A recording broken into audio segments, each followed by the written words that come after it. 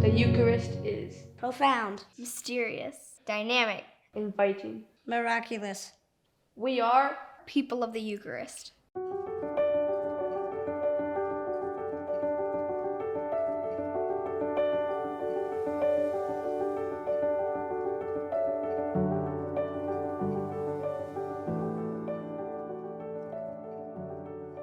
Can one prayer change your life? Absolutely. And it doesn't even have to be your prayer. One prayer after communion changed my life. I was 13 years old, and Pope John Paul II was visiting Australia. My father took me to an enormous outdoor mass. It wasn't my prayer that changed my life.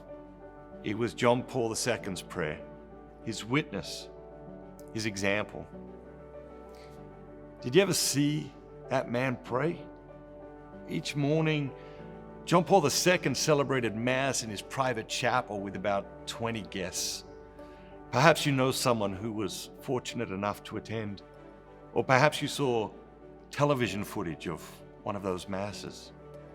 When this man knelt down to pray after communion, he would close his eyes and go to a deep place within himself. Once he was there, nothing and no one could distract him from communing with God. What does it mean to commune with God? To share your intimate thoughts and feelings. Pope John Paul II would go to that deep place within himself, and from that place he brought forth the fruit of his life: wisdom, compassion, generosity, understanding, patience, courage, insight, forgiveness, humility, inspiration, and a love so apparent you could almost touch it. In those moments after communion, he allowed nothing to distract him from his prayer. He let nothing draw his attention away from his divine visitor in those precious moments after receiving the Blessed Sacrament.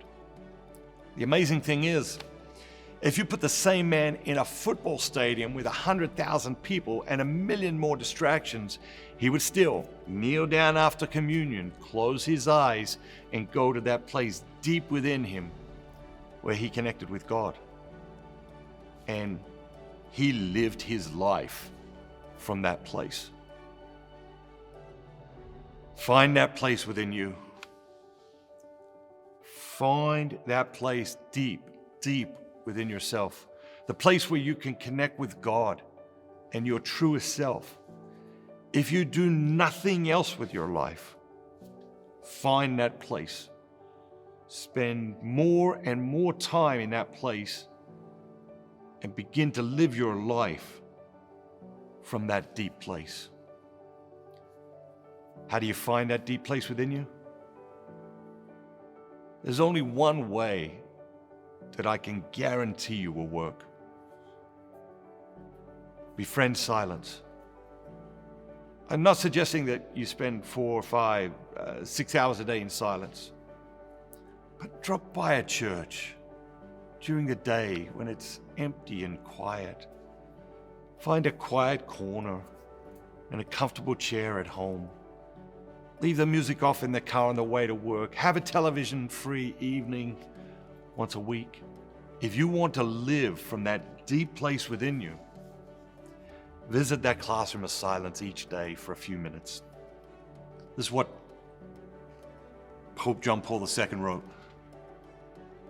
He wrote, "The Eucharist is the secret of my day.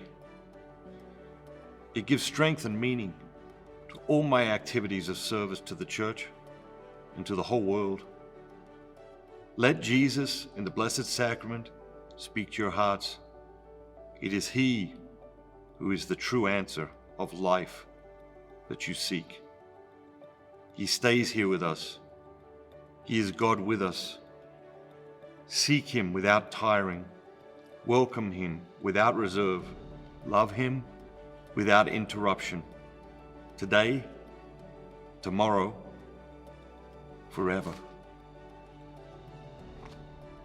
The Eucharist was the secret of John Paul II's day. What is the secret of your day? What is the secret of your day? Trust, surrender, believe, receive. Join us in this great mission. Become a member of the International Society of the Eucharist today. We'll send you a free copy of 33 Days to Eucharistic Glory, a copy of the children's version, a copy of the limited edition journal, which includes an amazing Holy Week retreat. Click on the button below and become a member today. Remember, have a great day. Have an amazing day. And remember, be bold. Be Catholic. We are people of the Eucharist. Jesus I believe that you are truly present in the most holy sacrament. of the Eucharist. every day. I long for more of you, I love you above all things. and I desire to receive you into my soul. Since I cannot receive you, Sacramentally, At this moment, I invite you to come and dwell in my heart. may the spiritual communion Increase my desire for the Eucharist. you are the healer of my soul. Take the blindness from my eyes, the deafness from my ears, the darkness from my mind. And the hardness from my heart.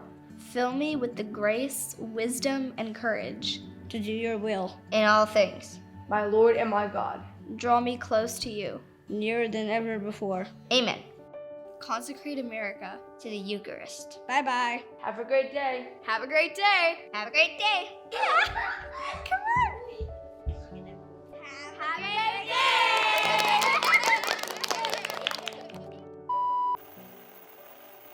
Hey Isabel, one simple way to be mindful of God's presence in the world is to know where the nearest tabernacle is. So, while we've got a couple of minutes, I thought we might work on your geography a little. Sounds good, Dad. You're always coming up with something. And if I was at latitude of 41.93 and a longitude of negative 87.65, where would the nearest tabernacle be? St. Clement, Chicago, Illinois.